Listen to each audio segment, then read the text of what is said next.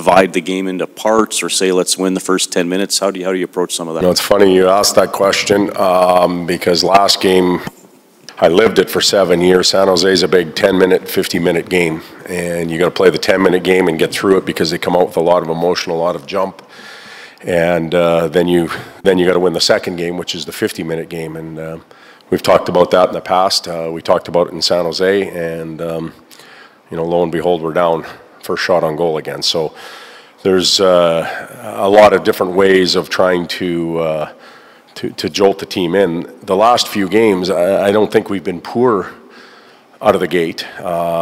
We've been scored on out of the gate, and there's a difference between those two. And you know, I know there was some talk in LA about, you know, only getting 3 shots on goal. We only gave up 5. It was that type of 5 or 6, pardon me. That was that type of game in LA, and that was with two penalty kills. So I thought, in the second there, we took over. I thought we came out with good intent in the last couple of games, but got scored on, and we've got to fix that somehow. We've got to find a way to play with the lead. We've got to find a way to win 1-goal games that we lost all 3 on the road, and we got work to do. Todd, coming back for this game, I know you guys put so much emphasis on trying to get something out of that road. Didn't work out. You come back here. I guess what's the mental state of this team right now, and how do you get them up and say this is still an important game? We still got to get out and play, and not let them drop too much.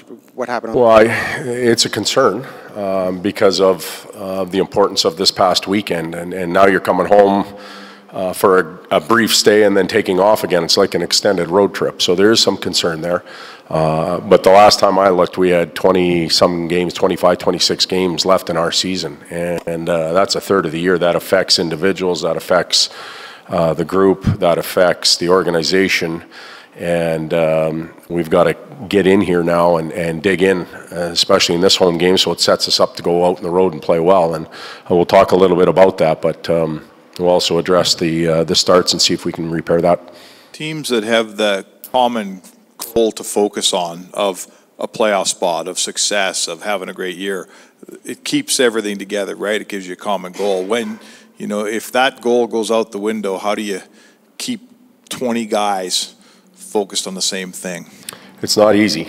And, you know, obviously looking at the standings, we are getting closer to not being in than in. And that's just the reality of it. And as we move forward, individual pride and detail will show up in our game. So that's just based on the individual, how they approach the game, the professionalism that they have, the detail that they have in their game. They're going to expose themselves individually to the organization, and more importantly to their teammates, and probably most importantly to the fans. So each individual will have to make a decision on how they want to approach the games, not just one, but many.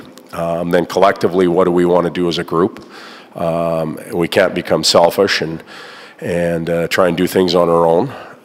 We also have to remember that if we develop or evolve into habits that are not conducive to potential success, it's going to take a lot longer to come out of those, whether it's now or later on. So we've got a lot of work to do as an organization and individually, collectively. Patrick Maroon admitted this is the first time in his career where he's seen his name on the trade boards, where he's gone through being at the center of trade deadline the way he ended up being here. What have you noticed in his game? Do you think it's affecting him, and what's your sense of his? I think it's affecting him. I don't think Patty has been as an effective player as he has been in the last little bit, due in large part probably to that. You know, he's human. He hears things. He deals. Everybody deals with him differently. But part of accepting your role in the National Hockey League and with any team is that could potentially happen. You know, you're going to end up in a negotiating situation as well as a player. If you have a long career, that's going to happen. And you know, what he has to do now and what some other players need to do is park it when the game starts. Once you get on the ice, you should be able to produce. That's the fun part. That's your escape. And you know, playing well and playing with some fire can only help everybody. Drake looks like he might be able to play tonight with the shield on. Update on Sekera? Is there any of these? Yeah, Sekera's out for sure for tonight. 2 days before our next game may help him. That'll take some time. We'll figure that out as we go day by day. Drake told me on the ice he feels pretty good. They're going to have to evaluate him after the skate this morning. He's got a lot of damage to that mouth, jaw, lip area, and if he's good, he'll go. Nothing's broken with Sekera, though?